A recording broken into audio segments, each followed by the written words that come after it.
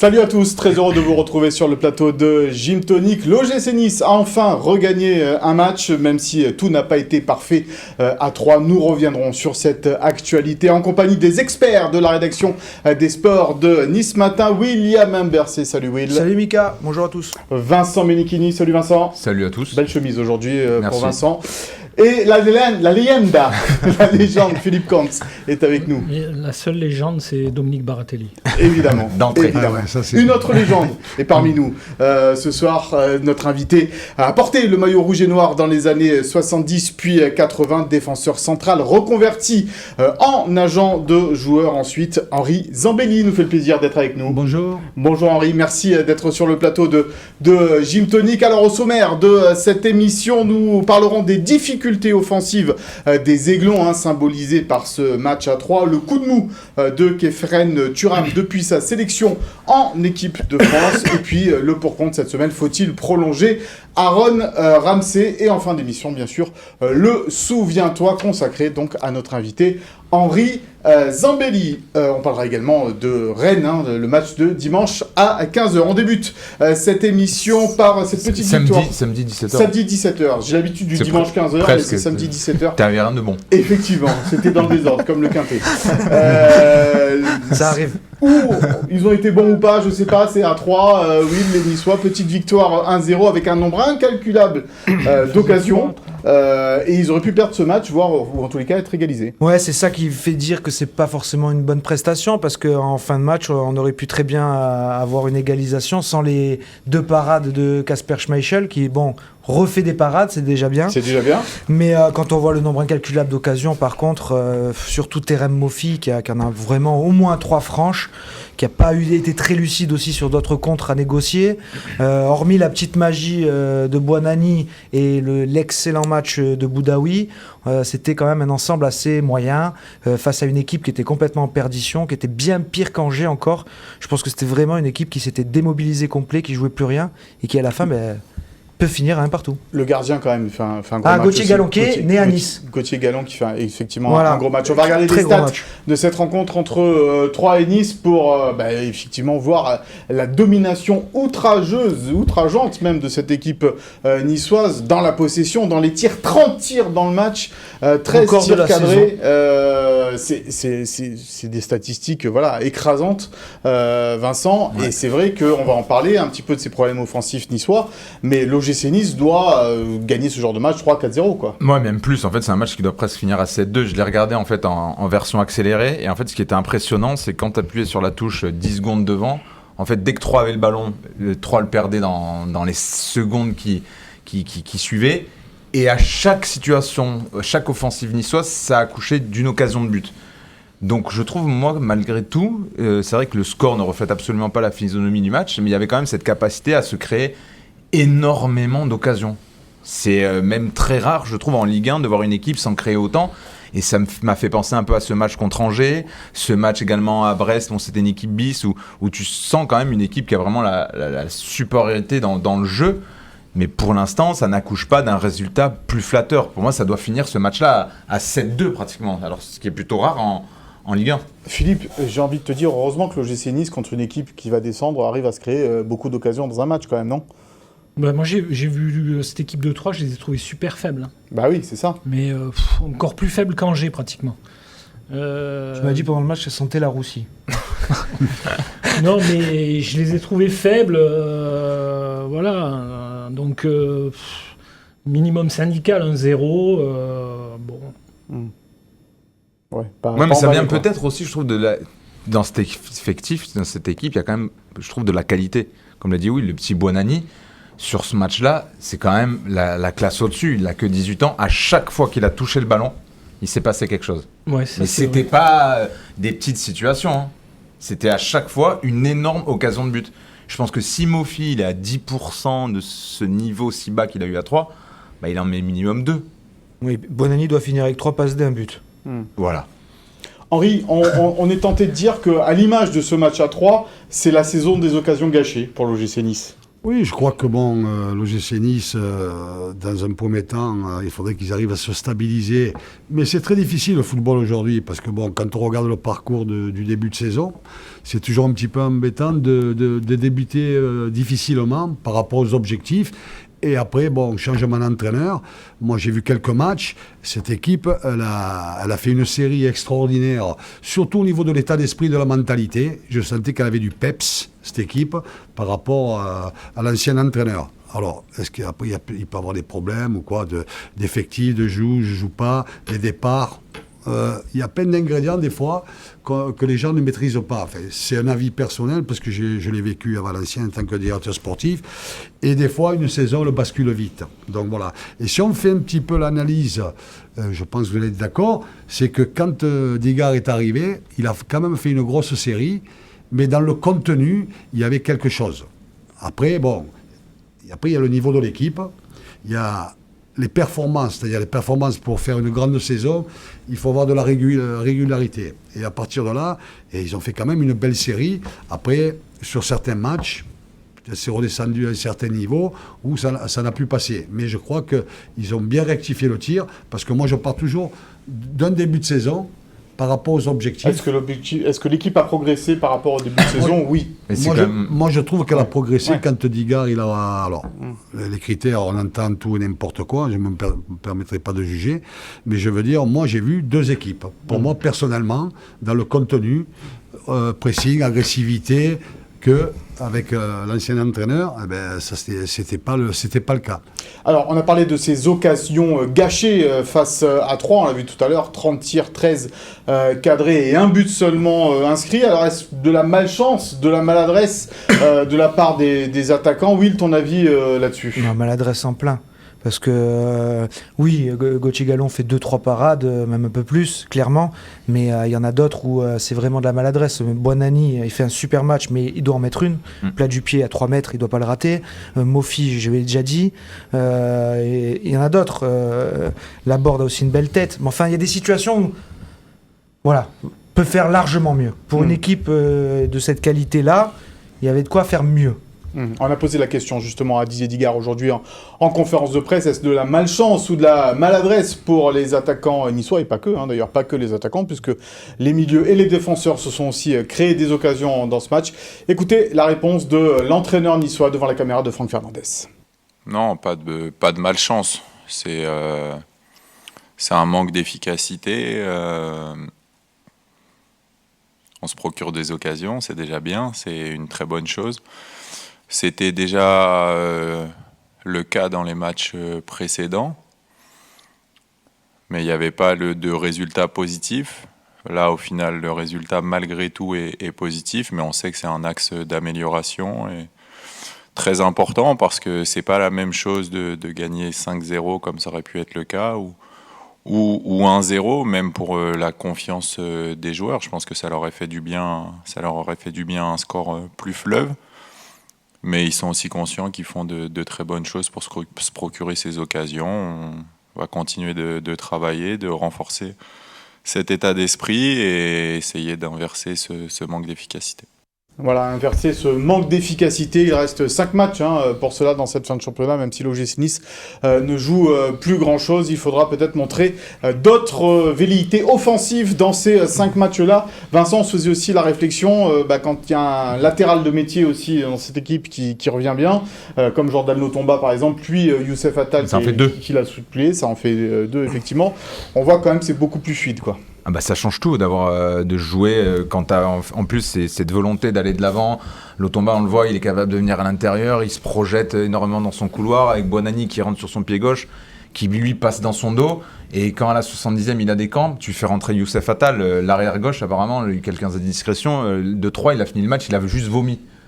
Donc ça prouve bien que quand tu te prends Lotomba, Attal, Buonanni... Comme Philippe après les émissions de... C'est la pression. Non mais alors que sur le côté gauche, on peut pas dire la même chose. Non. On l'a encore vu à 3, et ce n'était que 3, sans leur manquer de respect. Ouais, ça commence à être un peu, pas grotesque. Parce que moi, je vois, le thème c'est maladresse ou malchance. Moi, quand je vais dans la cuisine et que je casse un verre ou quoi, ma femme, elle me dit pas t'es malchanceux. Elle me dit, Ça t'es t'arrive malade. souvent Très souvent. J'ai un problème à une main, ça m'arrive très souvent. Elle me dit même, au-delà de tes maladroits, elle me dit. Ouais. Je préfère pas. Henri, on dit toujours que c'est bien de se créer des occasions, ça prouve que dans le jeu il y a quelque chose. Encore faut-il pouvoir les marquer, ces occasions. Pourtant il y a du talent dans cette équipe de l'OGC Nice. Mofi, Laborde, on l'a dit, Buonanni, normalement c'est des finisseurs, ils doivent au moins en marquer 2 ou 3 dans ce type Oui, de match. normalement, mais un match reste un match, et des fois il y a de la réussite, bien sûr il y a de l'adresse, et des fois on peut passer à travers parce qu'on n'est pas dans un bon jour, mais je pense que sur la qualité de l'attaquant Laborde ou Mofi, je pense que sur des matchs comme ça, on peut tuer le match. Malheureusement, j'ai pas vu le match, je peux pas me permettre de juger, mais je crois que quand vous avez plusieurs atouts, si vous voulez, dans une équipe, même si ça se passe pas très très bien, il faut gagner ces matchs-là. C'est mon fille qui n'était pas dans un Voilà, bon jour. mais bon, mais Laborde aussi, il peut s'en aussi évolue, apporter, Mofi, d'ailleurs, parce que je crois que des fois, après, il y a des mauvais matchs. Hein, Ouais, bien sûr. Et des fois, on rate des occasions parce qu'on n'est pas dans un bon jour, on ne fait pas le geste qu'il faut. Voilà, c'était peut-être un non-match pour les attaquants, voilà, mais le capital point, si vous voulez, quelque part, sur les matchs comme ça, C'est important. je reviens, on doit prendre 3 points. Mais Bien bon, sûr. le football n'est pas toujours...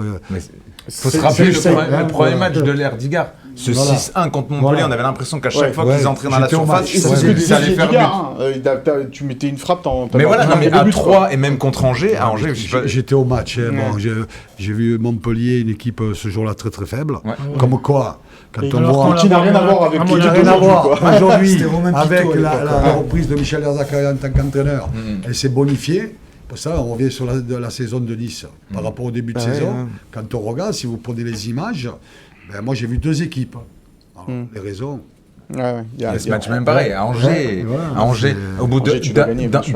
au bout d'un quart d'heure, il doit y avoir 3-0. Facile. Bon. Mais c'est chronique un peu cette maladresse C'est actuellement. un petit peu chronique, c'est vrai que ça arrivait à Et les plusieurs milieux, comme reprises. tu l'as dit tout à l'heure, même les milieux doivent faire plus, et notamment Aaron Ramsey. Et alors, on va parler des milieux, justement. Un milieu qui en fait un petit peu moins ces derniers temps, c'est Kefren Turam. Philippe, est-ce que tu es d'accord avec Il nous en si fait on pas dit moins. qu'il traverse un petit coup de mou, notre Ah, Kefren Turam? Complètement d'accord. Mais ça m'empêche pas de continuer à apprécier ce joueur. Je sais, c'est pour ça que je te donne la parole en premier. Moi, j'aime bien Kefren Turam et je continue à dire que c'est un super joueur, mais c'est vrai qu'actuellement, il est moins bien. Ça se voit et ça se voit sur le jeu de l'équipe d'ailleurs. Perturbé par quoi? Par sa sélection peut-être en équipe de France.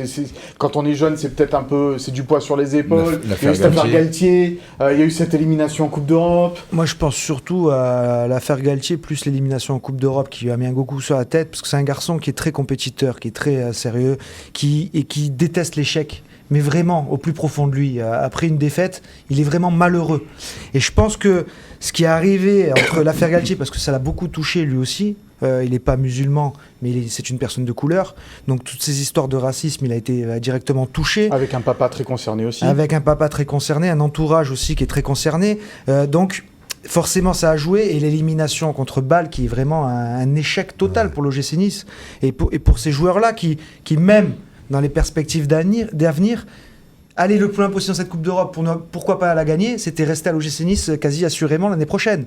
Aujourd'hui, la situation a un peu changé, ça sera différent, et on voit qu'il a pris un coup sur la casquette, Kefren, ouais. On va regarder ses stats depuis sa sélection en équipe de France à Kefren Turam. Il a joué de mémoire 7 matchs, Kefren, depuis sa sélection.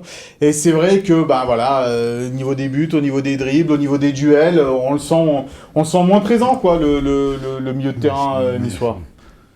T'es pas tout à fait d'accord, Vincent? Non, parce que je le trouve toujours aussi investi à donner autant à l'équipe. Mais en fait, ce que je lui trouve, moi, depuis assez longtemps, c'est qu'il a quand même une vraie marge de progression sur le plan technique.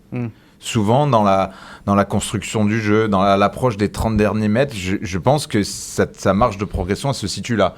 La passe, elle n'est pas toujours ajustée, en fait. Et c'est là-dessus où moi, je pense qu'il doit encore davantage apporter. C'est ces petits ballons dans les 30 derniers mètres, ça doit être de la soie, là, ça doit jouer. Après, il est jeune. Hein. S'il avait ça en plus, il jouerait pas à Nice. Hein. Il jouerait peut-être plus. Mais il a, Non, mais on en parlait en marge d'émission avec Henri d'un garçon comme Cabella qui, lui, dans ces moments-là, trouve l'étincelle. Oui, mais ils n'ont C'est pas le pas même âge. exactement Là, le- c'est déjà un Non, mais ça n'a rien à voir. C'est Pour pas moi, le ça même n'a rien à profil. voir. Bonani, il a 18 ans. Après, il y a toujours ce marge de progression. Si on prend le petit Thuram, je pense qu'il apporte du peps. Parce que je regarde les matchs, quand ça ronronne, c'est un peu fatigant. Lui, par contre, quand il prend le ballon, il provoque, il va devant. Après, il y a encore des déchets. Mais il a cette capacité-là. Prends Cabella, à 17 ans, à 18 ans, il avait déjà cette qualité technique que tous les joueurs n'ont pas. Voilà. C'est que moi, si je me compare à Katalinski à l'époque, je le regardais jouer, je me disais, c'est un monsieur, moi, il faut que j'arrive peut-être un jour, pas à l'égaler, parce que je dis, j'avais aussi certaines qualités, mais pour moi, c'était un monsieur, parce qu'il m'a beaucoup appris sur le plan mental, tout ça, même si je pense que j'avais un certain mental à l'époque, mais dans le regard et dans une analyse, si vous voulez, eh bien voilà, Cabella, il a cette qualité de passe que le petit aujourd'hui n'a pas, mais il a d'autres qualités de vitesse, il provoque, mais j'aime bien les joueurs comme ça, qui ne restent pas dans le ronron, comme on dit du football. Il a quel âge, Thuram? Il a 21 ans maintenant. Et alors, ce qu'il voudrait dire, messieurs, c'est que pour acquérir cette aisance technique, est-ce qu'il faudrait qu'il quitte l'OGC Nice, qu'il change dans un plus grand club qu'Efren Thuram? Et puis peut-être faudrait l'associer aussi à un autre joueur qui, lui, va peut-être le décharger de tout ça, parce que Kefren Thuram, si dans les 30 dernières années aussi, voilà. Parce qu'entre Cabella et c'est deux joueurs différents, il apporte plus de peps dans la percussion, un garçon comme Thuram, si vous voulez. Cabella est beaucoup plus léché dans son jeu. Bon, après, ils seraient complémentaires les deux. Moi, je pense. Moi, demain, je suis coach. Si j'ai un effectif, je regarde en fonction des moyens. C'est ce que j'ai fait un petit peu à Valenciennes avec mon coach, parce que c'était eux les patrons, pas moi. Bien sûr, en tant que responsable technique, on a essayé de faire des aménagements dans le recrutement qui étaient une bonne complémentarité. Voilà. Après, c'est sûr que ça serait. C'est pas obligatoire qu'il s'en aille pour progresser. Par contre, ce qui est obligatoire, c'est que l'OGC Nice ait un effectif qui progresse et qui soit plus consistant et qu'on lui amène des modèles, des cadres d'expérience qui vont le décharger non seulement du travail un peu plus défensif et qui vont l'aider. Parce que là, aujourd'hui, on le sent même quand Boudaoui est l'homme à tout faire, ok, mais quand Ramsey il a un creux physique, Kefren, c'est du travail en plus aussi pour lui. Il plonge parfois aussi un peu avec. Oui, parce que lui aussi il va devoir travailler un peu plus dans le repli, parce que pour pallier à ce manque de Ramsey. Donc avec un effectif plus conséquent autour de lui, il sera peut-être déchargé de certaines tâches. Et puis il joue tous les matchs là depuis. Justement, c'est ce qu'on a posé la question évidemment à Didier Digard sur ce coup de mou de Kefren Thuram, et vous allez l'entendre, l'entraîneur de l'OGC Nice a aussi une explication physique à ce coup de moins bien de Kefren Thuram. Voilà. Mais j'ai surtout vu que c'était son 46e match contre 3. C'est, je pense, des chiffres très impressionnants. Il peut physiquement marquer le coup, mais ça reste un joueur capable de faire la différence à tout moment. Donc Kefren, il met tout en œuvre pour se permettre d'enchaîner les matchs, de récupérer le plus possible. Il n'y a pas un jour où j'ai pas vu Kefren au centre d'entraînement. Quand on a joué tous les 3 jours, il fait partie de ceux sur qui malheureusement j'ai dû toujours faire appel, parce que il a le professionnalisme pour pouvoir enchaîner. Il a la génétique aussi et met tout en œuvre.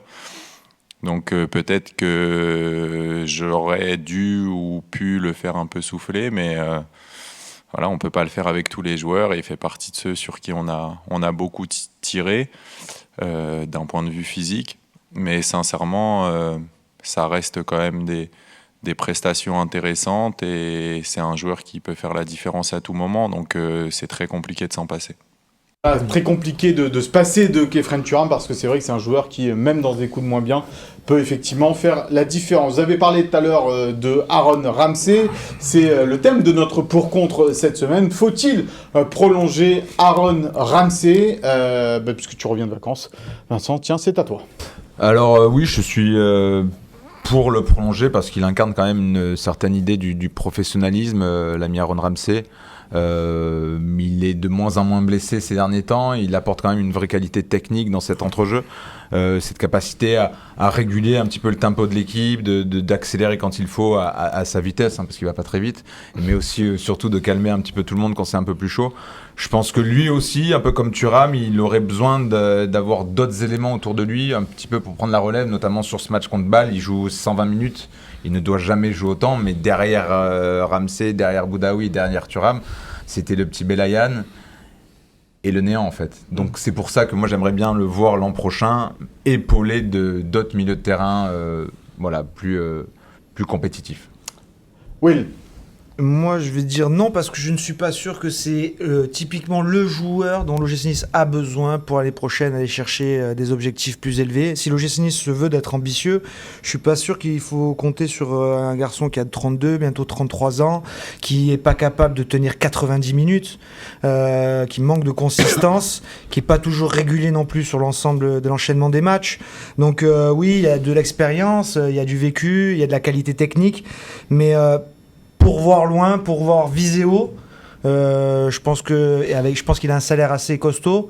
Il y a d'autres profils, selon moi, plus jeunes et plus réguliers sur l'ensemble de l'enchaînement des matchs. Henri, est-ce qu'on là aussi on est sur notre fin un peu, on est resté sur notre fin avec Aaron Ramsey qui est un formidable joueur. Alors on sait qu'il est plutôt vers la fin de sa carrière que à son prime, mais il a manqué peut-être quelque chose cette saison avec Ramsey. Non, je crois que là c'est un débat qui m'intéresse. Parce que, en fonction de certains critères, au-delà de l'âge, parce que l'âge pour moi n'a pas d'importance, c'est ce que fait le joueur. Moi je l'ai découvert un petit peu. C'est ce qu'il y a à côté. C'est-à-dire que par rapport à ce championnat, dans 5 matchs finis, il y a des conclusions à tirer. Et par rapport à ces conclusions-là, je pense à M. Ghisolfi qui est très bon au niveau du recrutement. L'entraîneur va rester. Le contenu de l'effectif, comment il va être, les jeunes qui vont monter. Il y a beaucoup d'ingrédients qui rentrent en ligne de compte pour faire personnellement une analyse au-delà de la qualité du joueur. Parce que, en fonction de ce que vous allez faire, il y a peut-être un joueur qui va rentrer dans le cadre parce qu'il va être plus jeune, il va coûter peut-être un peu moins cher. C'est un investissement, quand je dis long terme, j'y crois plus, pour rebâtir une équipe dans la mesure où je ne parle pas du joueur lui-même. Je dis, pour moi, il y a des facteurs, mais ça c'est un avis personnel, il y a des facteurs qui rentrent en ligne de compte au-delà du talent du joueur. Et je pense qu'ils sont en train d'y réfléchir. Alors j'entends beaucoup de choses, vrai ou pas vrai. Il y a à 5 matchs de la fin, ils n'ont rien à jouer. Je pense que Ghisolfi a dû travailler quand même sur la future équipe, sur les prolongations. Parce que si on prend l'exemple d'un garçon comme Matal que j'ai découvert, mais il y a 3 ans maintenant, ça me fait de la peine qu'un joueur comme ça, bilan de 3 saisons, j'aimerais savoir le nombre de matchs qu'il a fait. Mais sur la valeur du joueur, est-ce qu'il faut prendre le risque?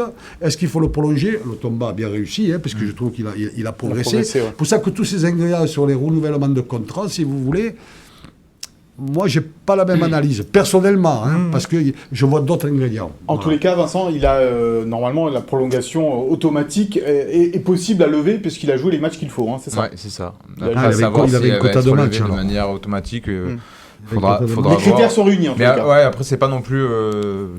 il a un salaire très conséquent, mais c'est pas non plus... Pour Ineos, ça va. Comment? Pour Ineos, ça va. Ouais, je pense. Et puis Ineos Ineos aime bien avoir ce joueur-là aussi dans l'effectif. Ouais. Le joueur britannique. Un peu porte-drapeau du club. Et puis les Gallois comme Dave Braceford, c'est aussi pas l'éminence grise de Dave Braceford, mais s'il veut avoir des petites infos de temps en temps, il va appeler Aaron Ramsey ou Kasper Schmeichel. Philippe, la synthèse, faut-il prolonger Aaron Ramsey d'après toi? Après tout ce que j'entends, non. Non, c'est un super joueur. C'était un grand joueur, c'est toujours un super joueur, mais il y a des choix à faire. Moi, je prolongerai pas. Allez, la sentence est tombée. Pour Aaron Ramsey, vous parliez d'Ineos, messieurs, on en parlait un petit peu la semaine dernière. Will, avec cette offre de rachat de Manchester United, est-ce qu'on a un petit peu plus d'informations? Il faut suivre la presse britannique parce que nous, de l'autre côté, Ineos, personne ne nous répond. D'accord. C'est compliqué. Même au sein de l'OGC Nice, apparemment, on n'en sait pas plus. Ineos reste dans sa bulle. Alors, ce qu'on nous a dit, c'est que Ineos est vraiment à fond, ça c'est sûr. Et aujourd'hui, oui, ils sont en pôle dans le sens où ils font la meilleure offre pour la famille Glazer, puisqu'elle est un peu moindre de l'offre qatari, mais elle ne concerne que 70% du club, alors que les Qataris, c'est 100%. Donc au final, la plus belle offre, c'est Ineos et Radcliffe qui l'ont faite. Donc ça va probablement rentrer maintenant dans les négociations privées. Et là où les supporters de Manchester ont une carte à jouer, c'est qu'ils ne veulent à tout prix pas que les Glazers restent donc avec 30% au club.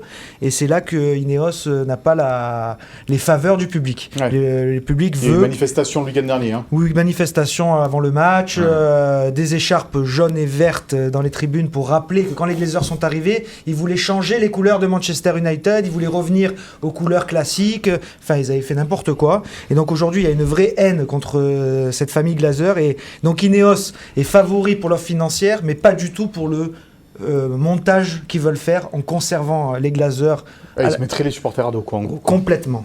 Mais à ce sujet, ce serait bien qu'un de ces jours, parce qu'on entend beaucoup parler de Jean-Claude Blanc en bien, notamment par rapport à la sphère parisienne, mais nous, pour l'instant, Pas de son, pas d'image. pas de son, pas d'image. Jean-Pierre River, bon, bah là, on sait plus trop où il est, hein, depuis qu'il a pris la parole juste après l'affaire Galtier. Ça serait bien qu'à un moment, en fait, on nous explique un petit peu mieux les choses. Ouais. Même est sur CEO plein de d'Ineos dossiers, Sport, sur plein de dossiers, quand Jean-Paul Blanc. la tribune est fermée, on voit que le club subit pas mal les événements. Là, on a vu à Lens, encore une fois, qu'ils ont juste fait un feu d'artifice. Qui a interrompu le match. Mais ils ont trouvé ça génial à la Ligue 1, mais n'y a pas eu de Nice suspension. à chaque fois. Et puis surtout, tu subis tellement les événements, je trouve, depuis plusieurs mois. Ça serait bien qu'à un moment, voilà, pas nous personnellement, hein, qu'on entende pas leur vérité, mais qu'on... Surtout, en fait, c'est les gens qui veulent savoir. L'invitation est Mais là, ils lancée, Jean-Claude Blanc, s'il veut venir s'exprimer Là, ils sur sont le en plateau de Gin position, Tonic. ils sont en position, ils sont mis dans leur carapace. Tant Ouais. qu'il y a l'affaire Galtier, tout ça, il n'y a plus personne qui sort. Hein. Non, mais on a l'impression aussi, quand même, malgré tout, que le rachat de Manchester United est en train de mobiliser beaucoup de la Mais alors, mais d'Ineos. ils ont le droit de... Et en plus, c'est... Ils ont le droit de le dire, oui, Voilà. en plus. Oui, Ouais. publiquement. Le dire, le faire, oui, ils ont le droit, bien sûr. Mais C'est- communiquer, oui. C'est dire que, par exemple, ça les inquiète pas, dans le sens que même s'ils devaient avoir Manchester United, ils feraient tout pour qu'il y ait l'OGC Nice aussi en Coupe d'Europe. C'est un exemple. Mais quand je vois le président Enfin, on n'en Comolli... est pas là. Hein. On n'en est pas là, Toulouse, mais ils viennent de gagner la Coupe de c'est France, ils juste peuvent en parler, parler. Nous, parler aux supporters, expliquer où tu veux aller, expliquer comment tu veux réfléchir au futur Eh oui, projet. mais admettons, ils rachètent pas Manchester United. Ils auront parlé pour rien, au final. Parce que, Mais voilà, en ils peuvent- avec des attendant- si, avec des si. Oui, mais en attendant, ils sont en train de tout faire pour racheter Manchester United, sans expliquer le pourquoi du comment ils y réfléchissent et qu'est-ce que ça pourrait changer pour l'OGC Nice. Je voulais poser quand même une question. C'est-à-dire, que moi, je vais faire un peu l'historique de la saison dernière. Je me suis posé la question, quand Galtier était entraîneur, on arrive à la trêve, on est combien? Deuxième. D'accord? On est deuxième. Et quand je vois le contenu, moi je parle bien sûr en tant que supporter de Nice, je dis, Ineos, vu qu'ils attirent Galtier, ils sont deuxième, si on peut faire référence à Marseille, d'accord? Je me dis, ils vont faire au moins 2 recrutements pour franchir un palier et rester dans les 3. Après, ça ne veut pas dire qu'on va réussir. Et là, j'étais un petit peu surpris. Alors, j'ai entendu des choses aussi. Je me posais la question, pourquoi Ineos n'a pas mis les arguments financiers où Nice est deuxième à la trêve?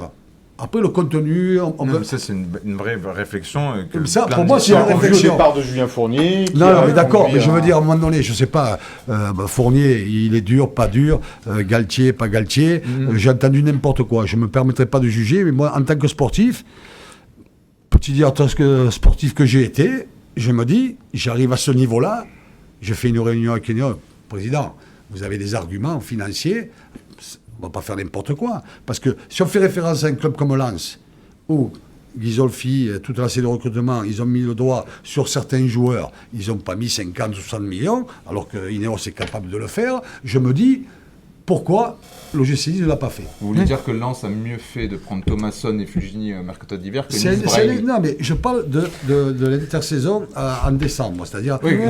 je veux dire On qu'à un parlait moment du donné, transfert, clairement, de je Biel parle Brahimi. les moyens de Lens, qu'ils ont construit une équipe. D'ailleurs, depuis 3 ans, ça fonctionne bien, c'est costaud. Il y a tous les ingrédients et ils n'ont pas mis, je dis, 40-50 millions. Ineos peut le faire. Nice arrive à la trêve deuxième. Je me dis, là, ils vont injecter peut-être des atouts, peut-être pour finir dans les 3 premiers ou dans les 2 premiers. Ils auraient dû faire Ndaï Chimi et Voilà. Mofi. Après, est-ce qu'ils veulent venir les joueurs? un C'est an sûr. avant. Mais il avait les moyens quand même de le Les faire. moyens, ils les avaient, oui, mais... Bah, ça a été un ouais. choix de faire Brahimi et certainement que Ah, c'était non, pas le bon. excusez-moi, tout le respect que j'ai pour le joueur, même si c'est un jeune talent qu'il faut faire progresser. À un moment donné, quand tu arrives au deuxième, que tu fais venir Galtier, tu as des objectifs, mais des atouts différents pour justement essayer de finir dans les trois premiers. Et c'était Mais déjà c'est le la vie cas quand personnelle. Lucien Favre était entraîneur de l'OGC Nice et champion d'automne. On lui avait mis dans les pattes Mounir Obadi qu'il ne connaissait Ça, c'était absolument pas. Les Chinois qui avaient refusé Oui, de non, mais faire c'est- même fils de paille. C'est dans la C'était culture un peu de l'OGC Monir Nice, quoi. Obadi Ouais. et Bassem Srarfi. Ouais, Ils c'est avaient un peu dans la refusé culture même de fils de l'OGC paille. Nice de Si les dirigeants commencent à recruter, En d'abord. attendant, je ne dis pas qu'ils ne sont pas bons, mais T'as regardé il sous faut le pied. arrêter. Quoi. Enfin, La- moi, c'est la pas vie, finale tu de dis, la là, Coupe tu de te France, dis, elle nous a tu rappelé, dois mettre deux ingrédients après. À quel Il point faut non, faire t'es une venir les mauvaise joueurs. équipe. Ils avaient la manne financière quelque part. Toulouse a fait ce qu'aurait dû faire Nice, quoi. Bien sûr. Allez, on passe à l'indiscret de cette semaine. Il concerne Jean-Claire Todibo, Will. Jean-Claire Todibo qui n'est pas forcément sur le départ parce qu'on va le répéter, l'objectif de Florent Ghisolfi est de conserver Kefren Turam et Jean-Claire Todibo. Bonne chance. Exactement, beaucoup de courage, il va falloir bien bosser.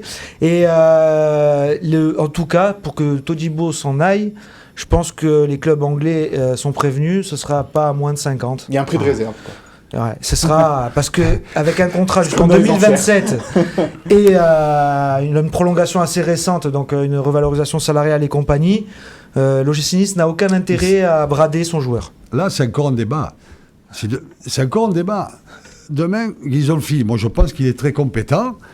Si vous le vendez 50 millions, qui derrière, il a une qualité qui coûte moins cher, et c'est la force de lance, parce que quand on regarde l'effectif sur les investissements, 50 millions peut-être, Ghisolfi va prendre 3 bons joueurs. Ils l'ont déjà fait quelque part, le remplaçant de avec Todibo. Youssouf. C'est Comment Youssouf. Avec Youssouf est déjà le remplaçant de Todibo en fait.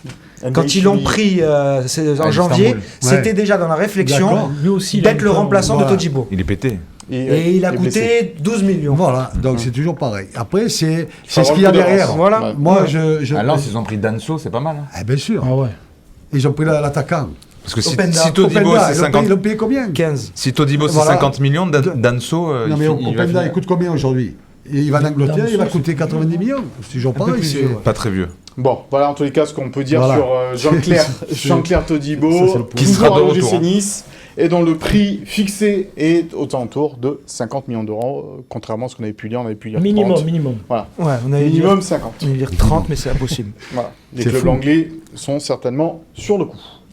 Dont Manchester United d'ailleurs, qui est Ben intéressé, oui. Donc c'est peut-être Jim Radcliffe qui va racheter qui va Todibo. racheter son Ça propre marche que joueur. dans un sens, parce qu'il y a un bon attaquant à Lausanne qui était prêté à balle, mais il Ouais, vient jamais à Nice. le lui. fameux Amdouni qui nous a fait bien. Ouais. Allez messieurs, on passe au Zap Gym, le retour du Zap Gym cette semaine, les coulisses de l'OGC Nice captées par les caméras d'OGC Nice TV.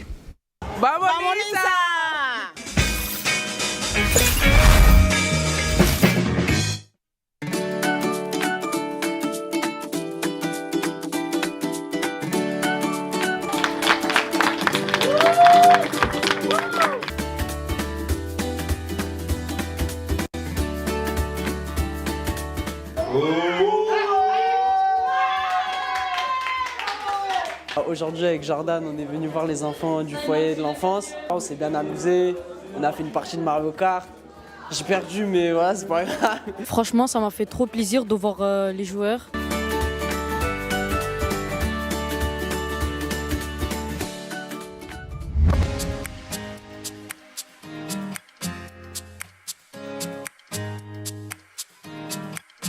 C'est un régal pendant les vacances d'amener les petits.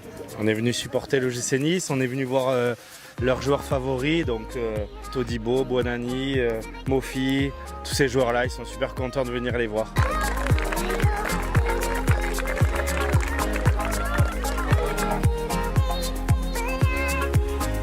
Il y avait beaucoup les enfants aujourd'hui. Je pense qu'ils étaient aussi habillés avec le maillot de sport. Je pense beaucoup qui jouent au football. Ça fait plaisir. On peut donner les dédicaces, faire les photos.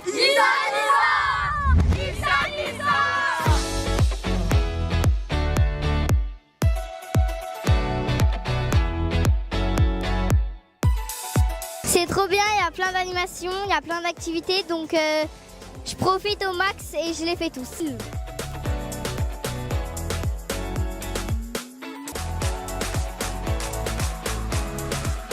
On est là aussi à votre rencontre, c'est pas que vous qui devez venir au stade, nous aussi on vient parce que vous êtes notre fierté, les joueurs sont hyper heureux aussi de rencontrer les enfants aujourd'hui. Aujourd'hui vous êtes notre force et je vous dis encore, dans les moments plus compliqués, c'est encore plus important pour nous d'avoir votre soutien. Even in our bad times, they still come out to support us, so it's really important for myself and for the team. Je remercie Virginie qui nous permet finalement de vous accueillir. Je souhaite à ces joueurs une totale réussite, ils sont jeunes, et surtout à notre club de continuer et de nous redonner cette envie de venir à l'Alliance pour les applaudir.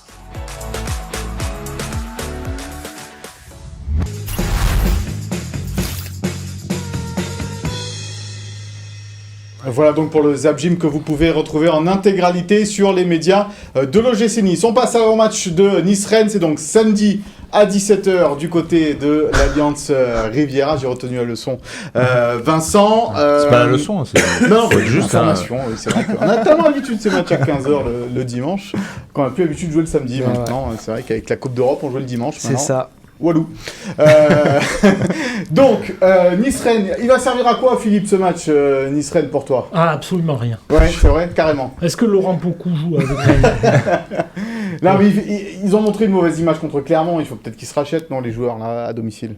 Oui, non, l'affiche est sympa, hein, Nice-Rennes. T'as un arbitre de la 5e place, en plus. C'est quand même une belle affiche entre riches qui ont raté leur saison. Tu penses que Rennes a autant raté sa saison que Nice? Oui, en Coupe d'Europe, c'était pas terrible. Ah oui, souvent éliminés contre le Shakhtar au pénalty. Ils sont très dents de scie, hein, Rennes. Ça gagne, ça perd. La blessure de Martin Tarry a été Pourtant, j'aime bien leur coach. Contre Nice. Oui, la blessure de Martin Tarry. Genesio, t'aimes bien? Oui, j'aime bien Genesio. Ça joue bien, Rennes, c'est sympa. J'aime bien Gouiri. Là, ils ont un joueur phénoménal qui est en train de revenir en bombe, c'est Doku. Ouais. Qui est un joueur extraordinaire. Beaucoup. C'est un Saint-Maximin, mais en puissance 10. Beaucoup. On va regarder le classement de cette Ligue 1 avant ce match entre Nice et Rennes. Alors Nice, c'est vrai que le classement importe peu maintenant, mais Rennes, c'est important puisqu'il joue cette 5e place en compagnie... Peut-être même que la 4e de Lyon. Oui, c'est vrai que Monaco même un peu chaud aux fesses. Moi, quand j'entends... Rennes et Lyon sont dans le coup. Il reste juste 5 matchs. Ça sert pas à rien. Si Nice perd les 5, c'est la révolution. Hein. Tu vois, faut arrêter et si Nice gagne les 5? Ben voilà. Non, mais il reste encore 15 points. On a l'impression que la saison est finie. Elle est un peu finie, Vincent. Finie de quoi, en fait? Alors, on arrête les journées à la 34e. On dit aux joueurs... et on arrête Gymtonic, ça y est. Voilà, toi, tu vas être le premier à dire s'ils sont bidons contre Rennes et c'est des bidons. Non, donc tous ces matchs ont un enjeu. Et oui. L'enjeu, quand on joue plus rien dans une phase de championnat, c'est quoi l'enjeu? Non, moi je crois qu'il faut être motivé parce qu'il y a déjà être professionnel, faire un bon match pour le public au-delà du classement, mais je crois qu'il y a 15 points à prendre, il faut faire le maximum. Parce qu'après, il y a deux volets, il y a aussi le problème économique, les droits télé. Donc ça engendre aussi des bénéfices supplémentaires. Non, après, quand on est professionnel, on va jusqu'au bout et on essaye de satisfaire tout le monde. Mais ça, c'est important il y a parce vrai enjeu. Il y a 59 millions de déficit sur la saison dernière. Et puis il y a un réel enjeu sur l'avenir aussi du staff. Bien sûr. Si le staff actuel perd les 5 derniers, bon, je crois que l'affaire est réglée. Si ça gagne les 5 prochains ou s'il y a une dynamique positive, 3 victoires, 1 nul, 1 défaite, je pense qu'au sein de l'état-major, forcément, il y aura un vrai questionnement. Donc, et d'autant plus de regrets si ça finit comme ça sur la saison. Moi, j'espère, mais est-ce que dans la tête des décideurs, c'est pas fait déjà? Par rapport à l'avenir de l'entraîneur, tu parles. L'entraîneur, par rapport à l'élimination, tout ça. Ils vont attendre. Moi, j'en sais absolument rien, mais j'attendrai. Moi, je pense que les Anglais, ils ont... J'attendrai. Faut voir, je sais pas, Non, après, s'il fait une bonne fin de saison, quand on prend l'entraîneur de Reims, quand on prend Bruno Genesio ou d'autres entraîneurs qui sont montés, vu ce qu'il a fait, moi je trouve qu'il a bien fait réagir son équipe, son groupe. Après, est-ce qu'on est capable de donner du temps? Parce que les dirigeants sont capables d'analyser la valeur de l'entraîneur, de son staff, en disant, voilà, c'est peut-être la meilleure solution. De continuer parce qu'il a donné satisfaction, parce que quand on est dirigeant, et je pense que l'homme fort c'est le président, il doit faire une analyse, de sentir les choses dans le vestiaire, comment ça évolue. En plus, un recrutement qui peut améliorer la qualité du jeu, parce que l'entraîneur a des conceptions. Et donc, pourquoi pas? Parce que des fois, les noms, ça n'apporte rien. Surtout, nous, on a souvent le des respect retours. que j'ai peut-être pour certains entraîneurs. Je suis pas entraîneur. On a souvent des retours en off. Vous savez, quand il y a des coachs sont sur la sellette ou que les joueurs ne peuvent plus blairer un coach, rapidement, on le sait. Ça se sait. Dès le mois d'août dernier, on savait très bien que l'aventure de Favre allait partir dans tous les sens. Là, nous, on est quand même, après une élimination contre Bâle, on essaye de gratter forcément parce que c'est notre boulot.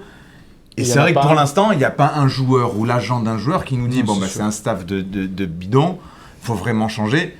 On a vu tout à l'heure Aaron Ramsey également en conférence de presse, qu'on a un petit peu vu, des entraîneurs qui est venu quand même dire ouvertement que lui, il souhaitait continuer avec ce staff-là. Fantastic job. Ouais, et avec Didier Digard. Donc c'est pour ça que je pense qu'au niveau des décideurs, ils vont faire une juste analyse. Et il faut savoir aussi, est-ce que Nice va réussir à attirer le fameux top coach? Et est-ce que si Ineos achète Manchester United, ils auront envie d'acheter un top coach pour Nice? Parce qu'on a envie de le prendre pour Manchester United, c'est ça que tu dis? Ils s'occuperont de Manchester United et puis Nice, ils voteront avec Didier Digard. Donc tu deviendras un club satellite. C'est quoi un top coach? Voilà, c'est ça. On avait Thomas Tuchel qui... Un top non. Pardon. Non. Un top non. Là, on parle à Chelsea. Voilà. Un top non. Si on peut faire des analyses et des critères pour prendre Paris Saint-Germain ou d'autres clubs, à un moment donné, je suis convaincu que dans un club, dans un organigramme, le patron, c'est-à-dire le président, amène la dynamique et l'orientation du club. Voilà, en ce moment, ce serait le directeur sportif, pas le président. Non, mais au directeur sportif, bien sûr, il contribue. C'est-à-dire que moi, je parle de mon petit niveau. Quand j'ai discuté avec le président, c'est l'homme fort.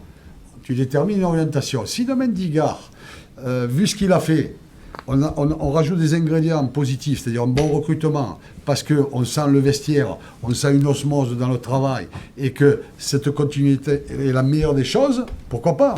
Parce que l'entraîneur de Reims, il a fait du bon boulot, on ne le connaissait pas, et je peux citer des tas d'exemples. Voilà, et je crois que c'est il est passé pour un héros, mais Bruno Genesio, Bruno Genesio à Lyon, chaque année, fallait les supporter lyonnais, fallait les virer. C'était pas un nom, c'était pas un nom. Mais depuis qu'il est parti, ils n'ont pas fait mieux. Il le regrette mais pire, ils ont fait pire. Ils ont tous fait pire. On va écouter Didier Digard, l'entraîneur de l'OGC Nice, justement sur ce match face à Rennes. Est-ce que l'équipe doit une revanche aux supporters après la défaite face à Clermont? Écoutez le coach niçois. Je dirais pas revanche. Enfin, on a à cœur de faire mieux. On a à cœur de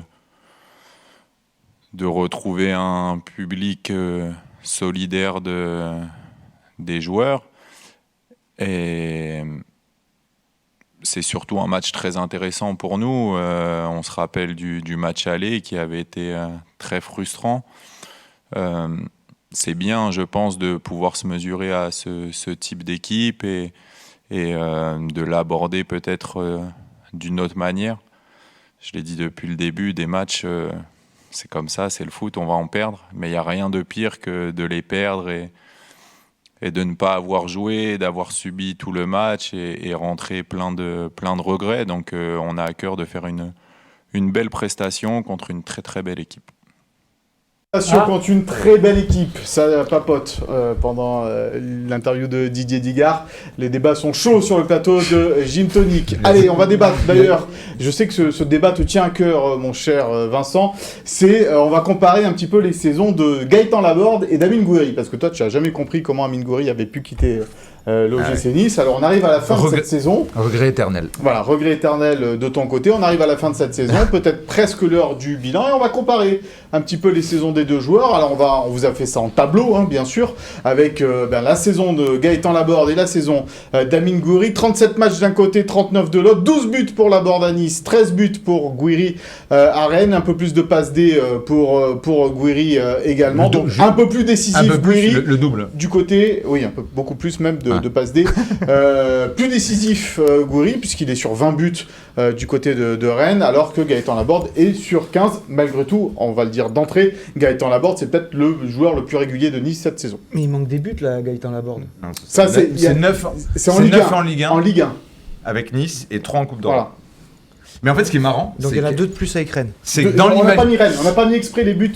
Gouiri, il n'avait pas marqué avec Nice, mais on n'a pas Mais mis les c'est buts. tout, mais c'est après, tout le Rennes. paradoxe en fait de ce sport et du foot, c'est que dans l'imaginaire de nous suiveurs, on a le sentiment vraiment que Laborde, et notamment par le prisme niçois, fait une bien meilleure saison que Gouiri. Qui est un petit peu en dedans, qui est très irrégulier, alors qu'au final, sur le plan juste statistique.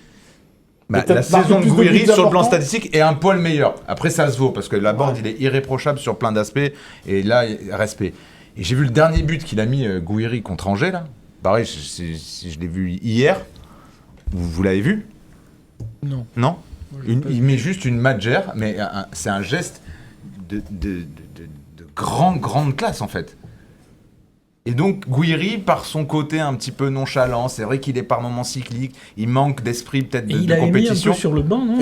À un moment, il est sur le banc et lui, il a souffert. J'ai eu notre confrère Johan Rigaud qui suit Rennes pour l'équipe. Il a énormément souffert lui aussi de l'absence de Martin Terrier, avec qui il s'entendait à merveille. Et c'est vrai que pour le moment, Kalimundo, lui, en attaque, il a du mal à prendre un petit peu la relève. Mais c'est tout le souci d'Amine. Gouiri, il était un peu comme ça à Nice. Il marche au mental. Beaucoup. Je pense que c'est pas peut-être un grand compétiteur. Non. Pas un grand, c'est difficile à dire parce qu'il a quand même cet esprit de compte. Mais bon. Oui, non, j'ai vraiment cru au tout début qu'il est arrivé à l'OGC Nice la première saison que c'était un champion. Un champion de la trempe. On va toujours citer un exemple, toujours le même, Karim Benzema, ce genre de joueur, tout ça, parce qu'il était lyonnais aussi, Amine. Mais finalement, depuis le départ, déjà à sa fin de saison, à l'OGC Nice. Oui, il faut savoir dans quelles conditions il est parti aussi. Il faut se rappeler. Oui, mais il s'est laissé un peu porter par plein de choses, un peu privées, un peu extra-sportives, mais aussi sportives, où il s'est enfermé dans certaines choses.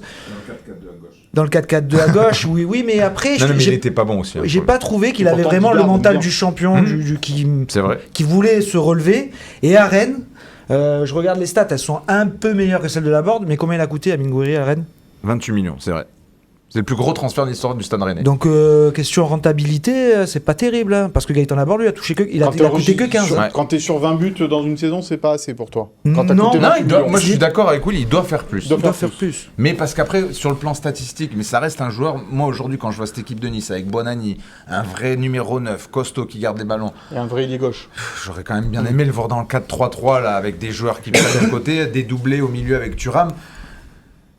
Thuram, quand il essaie. Pour revenir sur le débat Thuram, c'est vrai qu'on n'a pas parlé de ça quand même. Thuram, quand il veut dédoubler ou jouer un peu au ballon, c'est pas toujours évident. Avec même Vinbar derrière lui et même Gaëtan Laborde qui a d'autres qualités immenses. Qui n'est pas un attaquant gauche. Mais qui n'a pas peut-être cette justesse technique. Et Gouiri, oui, moi personnellement, ça m'a toujours vraiment chagriné de le voir à Rennes en fait. Henri, Laborde, Gouiri, c'est un débat, là aussi, on a beaucoup dans cette émission. Des regrets sur Gouiri, content d'avoir Laborde, c'est quoi le sentiment ? Il vaut mieux avoir les deux. Hein. Donc si vous voulez, par rapport à ça, bon après c'est pour ça que Laborde, moi je trouve que dans l'état d'esprit, il est performant, irréprochable, puis il marque des buts. Après, il y a une complémentarité, quand on apporte un petit peu cette dynamique, Gouiri est un peu plus technique, qui est capable de donner des bons ballons ou quoi, je comprends pas, enfin c'est toujours pareil, après c'est... Le départ de Gouiri, moi je l'aurais gardé personnellement, après avec ses qualités et ses défauts, hein. Mais bon, je crois que c'est un joueur de talent, quoi qu'on en dise, et un joueur comme ça, il aurait dû rester à Nice. Et après... À l'époque, Lucien Favre, pardon, Philippe. Oui. Philippe, le débat t'intéresse Oui, c'est un débat qui m'intéresse, même si moi je suis d'une autre époque. C'est-à-dire je suis pas de l'époque des data. Tout ce les qui stats est, ne veut rien dire même, pour toi. Même toutes les. Non, ça parle. Il stats. a raison, je le rejoins sur les Mais data. moi, je regarde pas trop les stats. Je suis pas un grand fan des chiffres. Donc sur l'apport du joueur. Sur l'apport du joueur, moi j'aime les deux. Je trouve que Laborde, c'est un mec généreux. J'adore sa générosité. J'adore ses. Mais après, le foot, c'est des émotions. Et moi, quand Gouiri était bien, j'aimais bien Gouiri. Mais je pense que c'est lié aussi. Il faut se rappeler des 6 derniers mois à Nice quand même d'Amine Gouiri qui ont été pas les 6 derniers mois. Son dernier but, c'est contre Versailles. On a fait ici des émissions où on disait Gouiri, ça fait mars, avril, après, j'ai vu mauvais. Ça fait 3 mois où il est très mauvais. Il a commencé la saison avec Nice. Tu te rappelles quand même son dernier but? Mois d'août, il est pas bon. Son dernier but qu'on a avec on l'a vu transparent. Mois d'août, il est pas bon non plus avec Nice. Non, pas du tout. Il fait un début de saison catastrophique. Pour moi, c'est 6 derniers mois entre février. Il y a pas des ingrédients négatifs par rapport à sa situation. Personnellement, il avait eu pas des soucis, mais il avait été sollicité par des grosses boîtes d'agents. Et son entourage l'encourageait, pas son agent, mais sa famille, l'encourageait à y aller, parce qu'il y avait des belles sommes d'argent au milieu, et alors que lui est plutôt un garçon fidèle, donc voulait rester avec son agent. C'est lui à prendre la décision. Et aujourd'hui, il est un peu dans la même situation avec l'Algérie et la France. Il y a sa famille qui lui pousse pour qu'il signe qu'il aille en Algérie, et lui, il pense toujours à l'équipe de France. Sûr, parce qu'il y a l'Eurosport quand même. Voilà, donc en fait, j'ai l'impression que c'est parmi plein de joueurs, il a un entourage qui... Le fameux entourage, peut-être que Henri pourra nous en parler. Il est toujours un petit peu agent de joueur, et il peut nous en parler. La compo probable de ce match entre Nice et Rennes, c'est pour toi, Vincent. Du coup, on met la même que la semaine dernière, avec peut-être quasiment la même. Baratelli dans la cage. Avec Barre. Asseri, Zambelli, Catalanski. Tu peux laisser parler Vincent, s'il te plaît. Vas-y, fais-la, Philippe. Alors, Zambelli côté droit. Il n'y en a pas un qui aurait joué. Allez, dans la cage, donc Schmeichel, une défense à 4 avec Lotomba, Todibo, donc de retour, remis de sa petite blessure à la hanche avec Dante. À gauche, Barre. Il y a peut-être la possibilité qu'Atal intègre le 11, mais face à Guiri, Kalimundo et Doku, c'est peut-être un risque de le faire démarrer d'entrée. Au milieu, le trio Boudaoui exceptionnel à 3, accompagné de Ramsey et Thuram, qui aura eu lui bénéficié d'une vraie semaine de régénération un petit peu. Et devant, le petit Bonani qui a signé un match assez éblouissant à 3 et qui va certainement enchaîner les matchs jusqu'à la fin de saison. Mofi qui doit entre guillemets une revanche. Et Laborde lui aussi qui doit faire mieux par rapport au match à 3. Donc une équipe sur le papier assez intéressante. Match particulier pour Gaëtan Laborde évidemment face à son ancien club, tout comme pour Amine Gouiri. Après, les mots ont un sens, et je trouve que Vincent, comme William, exagère un petit peu en disant que Boudaoui a fait un match exceptionnel. Boudaoui ou Bonani ? Les deux. Là, il a dit Boudaoui a fait un match exceptionnel à 3. J'abonde dans son sens. Tous les deux, puisqu'il l'a écrit lui aussi. Et je trouve que exceptionnel, c'est... Le mot est fort pour toi. Le mot est fort. Il y a 2 parades de Gauthier Gallon, sinon il finit avec 3 buts. Le mot pour est un fort. 6. Ouais. C'est juste pour raison garder après, un petit peu. c'est juste un sentinelle qui a gardé 112 ballons et qui a fait gagner son équipe. Mais il est encore nostalgique. Non, mais on a le droit d'écouter il joue exceptionnel. Exceptionnel, pour une sentinelle, c'est une prestation exceptionnelle. Bon, allez, on va voir si Henri Zambelli il avait été exceptionnel à l'OGC Nice. Tu vas nous en parler, mon cher Philippe, puisque c'est l'heure du souviens-toi, donc consacré. Les 6 de l'époque de Philippe, ils suivaient le 10 jusqu'à la douche, c'est sûr que ça marquait pas des buts. Là encore, il va y avoir un débat. Alors, juste, il n'y avait pas de 6 à l'époque. À Nice non, il faisait jouer Guillaume, ça tu faisais jouer Hugues Guillaume. C'était qui le 6 c'est grâce à ça qu'ils ont remporté tous ces titres dans les années 70. C'était que des 8. C'était d'où la ribambelle de titres. Après, il y a Jean-Pierre qui a porté un peu plus d'impact, mais c'était les joueurs de football. Mais bon, le football évolue. C'est parti pour ton souviens-toi, Philippe. Alors, Henri Zambelli, déjà, on l'a dit, on l'a écrit, je l'ai écrit ce matin, il est marseillais. On lui en veut pas parce qu'il a fait toute sa carrière à l'OGC Nice, pratiquement. Une bonne partie de sa carrière. Mais il a fait une grosse partie de sa carrière au gym. Et en fait, Zambelli, Castellani, Jouve, c'est des Marseillais qui ont joué d'abord à Nice. Normal. Et pourquoi t'étais au Caillol aussi, toi ? Non, moi j'étais à la Provençale Sport. Parce qu'à l'époque. Et pourquoi t'as pas été à l'OM ? Oui, j'avais Marseille, Monaco, Nîmes, j'avais des clubs, mais on avait un éducateur. C'est le cas avec Bernard Castellani, le même éducateur. Et dans l'approche, il y avait Coq-Ferry qui était recruteur, où il allait chercher beaucoup de joueurs à Marseille, il y avait un potentiel. Et donc, par le biais des relations et par rapport à ce qu'on avait entendu du côté de Nice par M. Coq-Ferry, qui était un éducateur extraordinaire. Et dans le contenu, c'était important pour moi, même si j'avais 15 ans, et pour la famille. On avait écouté justement cet éducateur-là, où à l'époque, il n'y avait pas de centre de formation. On avait une chambre, on mangeait les routiers. Oui, donc, chez Ricardo. À côté, chez Joseph. Chez Joseph, à côté du Cardo. À l'auberge de la Pépinière, si je me souviens bien. Et puis, mais l'ingrédient le plus important, si vous voulez, c'était l'éducateur. On a suivi notre éducateur qui nous a formés avec un éducateur qui s'appelait Coq Ferry, je me répète, qui était vraiment un grand monsieur où on a beaucoup appris. Et tu as joué en pro à 17 ans? Moi, j'ai joué en pro à 17 ans. Et si je me souviens bien, j'ai pas fait 3 matchs, j'ai dû faire 27-28 matchs. Ouais, après, il y a des ingrédients qui sont favorables. Markovic, moi, il m'a fait confiance. Il y en a, c'était un peu plus dur. Des fois, il y a... Markovic, c'était, par exemple, quand on parlait avec Loubet, Molitor, tout ça, c'était... Oui, c'était les anciens. Voilà. Et quand on travaillait physiquement, c'était peut-être un peu plus dur. Markovic et problème de génération aussi. moi, il m'a donné le maillot, j'ai joué, j'ai dit vas-y.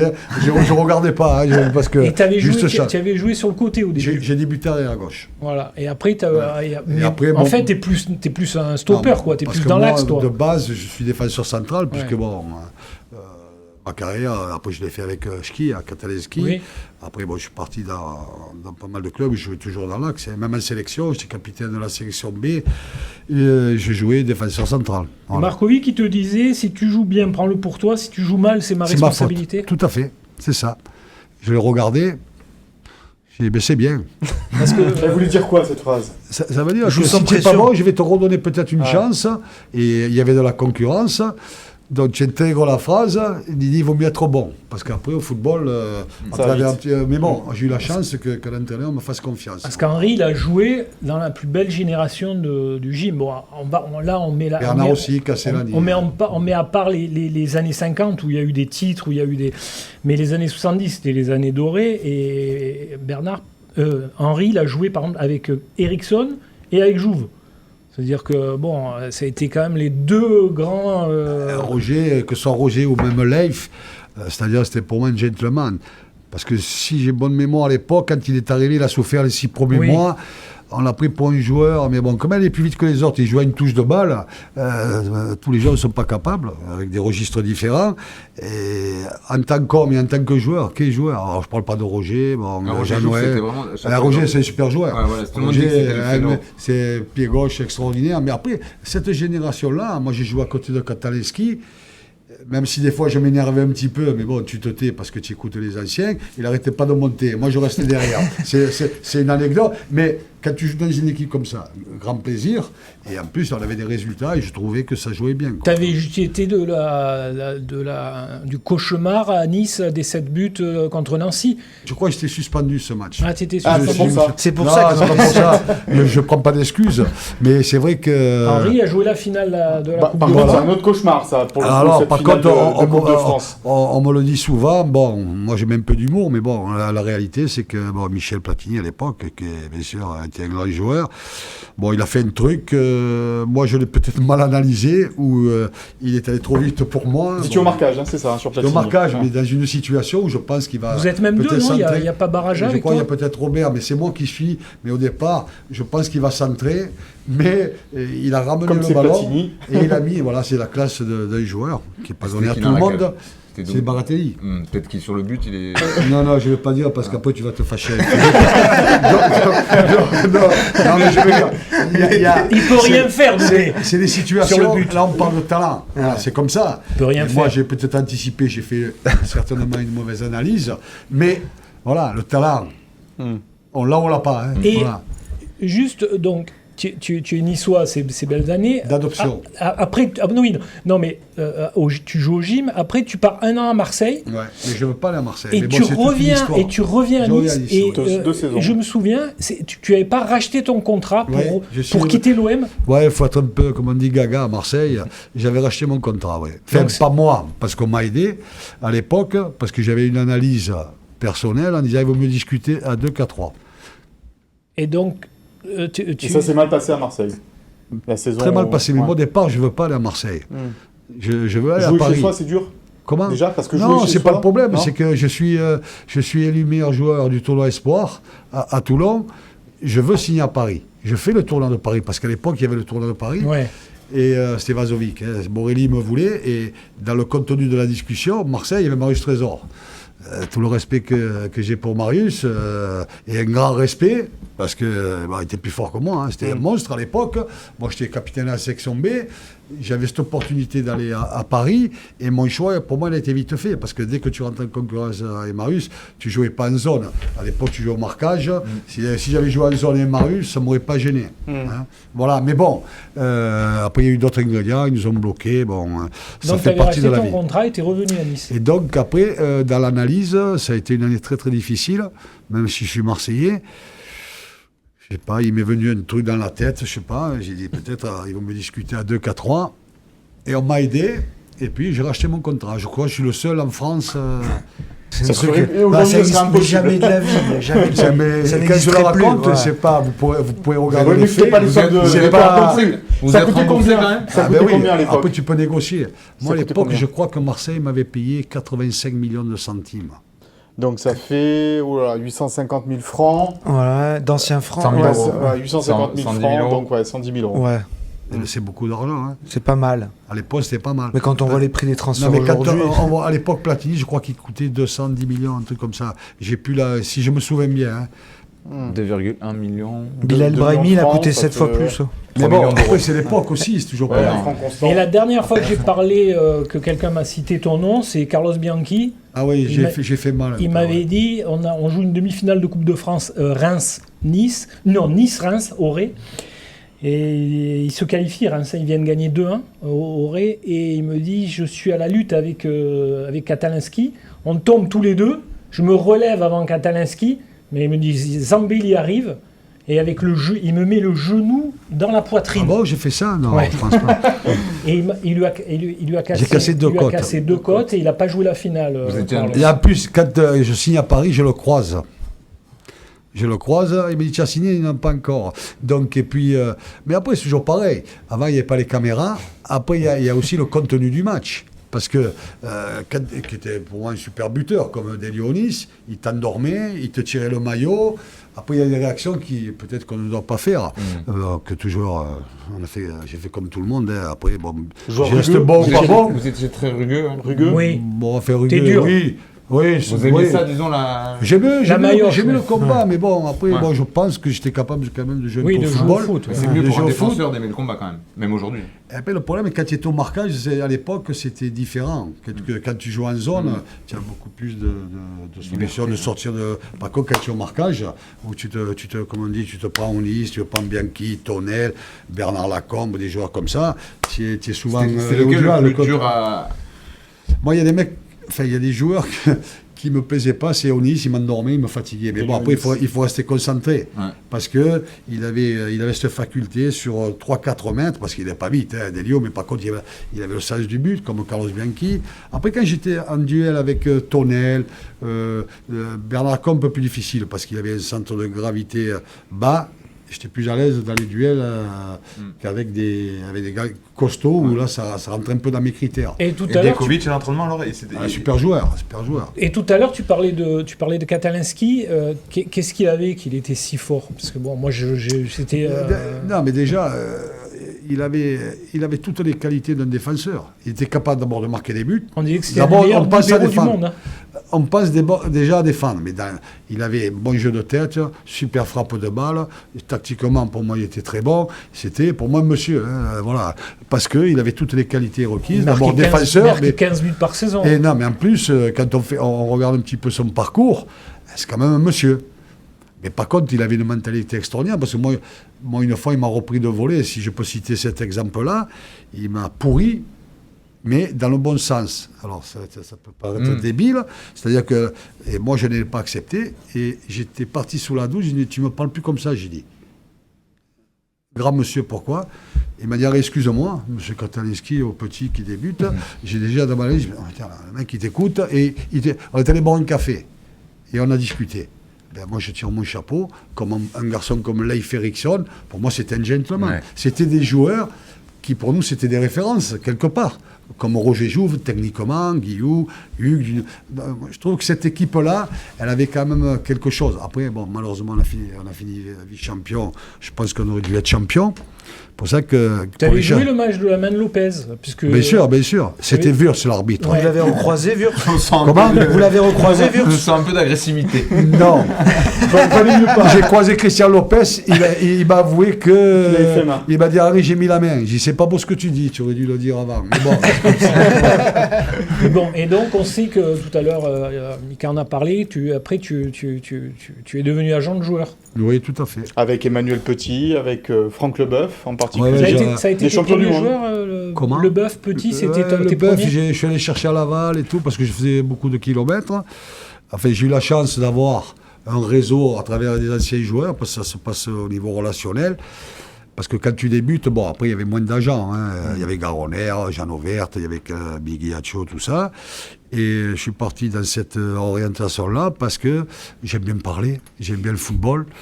Parce que c'était un atout, je les ai convaincus. Donc pas de contrat avec toi, tu tapais la main. J'avais 70 joueurs dans la main. Bafé Gomis, Benjamin Nivet, Petit, Ferry, Darocha, Savidan, Fro, Malouda. Donc vous regardez un peu les stats. Des petits joueurs. et donc, dans l'approche, j'ai eu cette chance-là, je les ai convaincus. Parce que la majorité des joueurs, je les ai gardés, comme Bafé Gomis.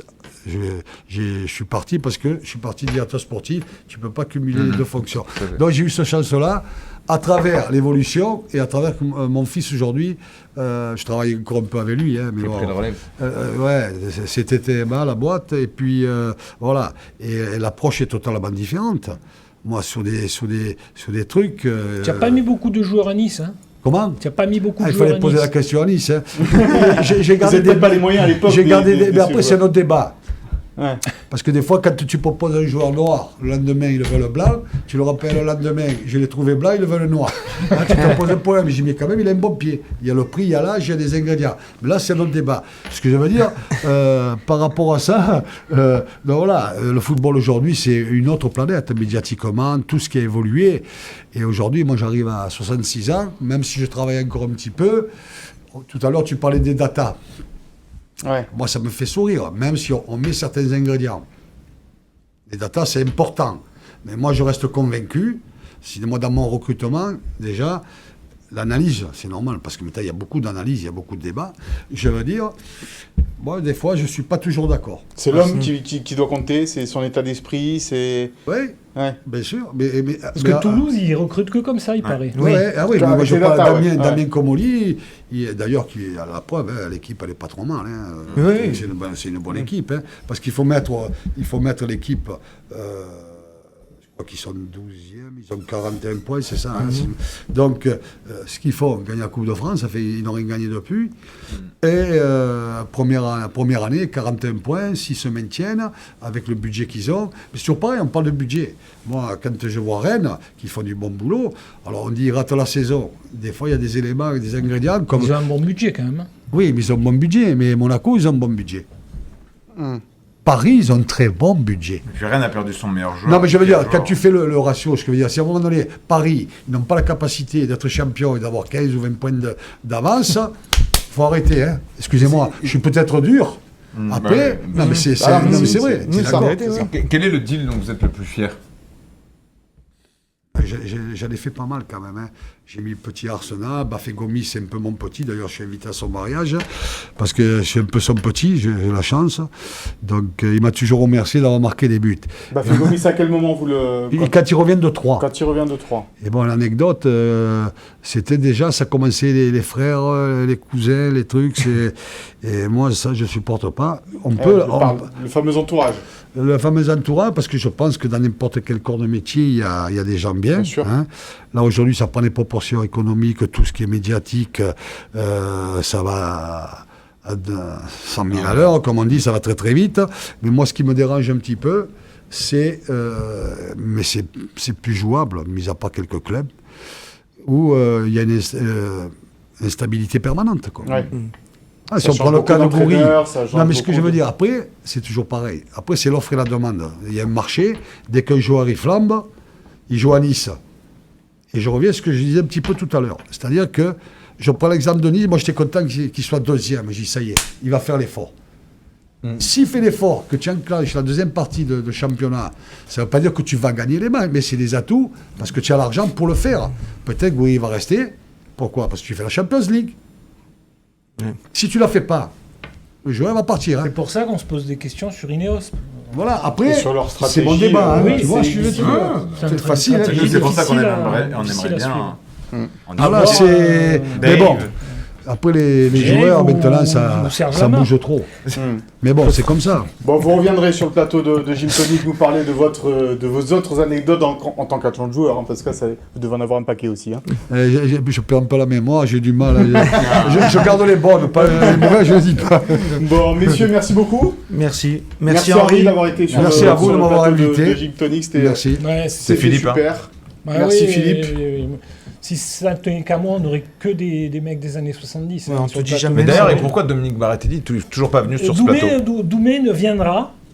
On attend le bon moment, parce que quand on enregistre le jeudi, il peut pas. C'est plutôt le vendredi, lui. On enregistre tout le temps le vendredi. Non, jusqu'à présent, on enregistre beaucoup le vendredi. Mais bon, c'est pas grave. C'est la seule fois. Allez, il finira par venir, j'en suis sûr.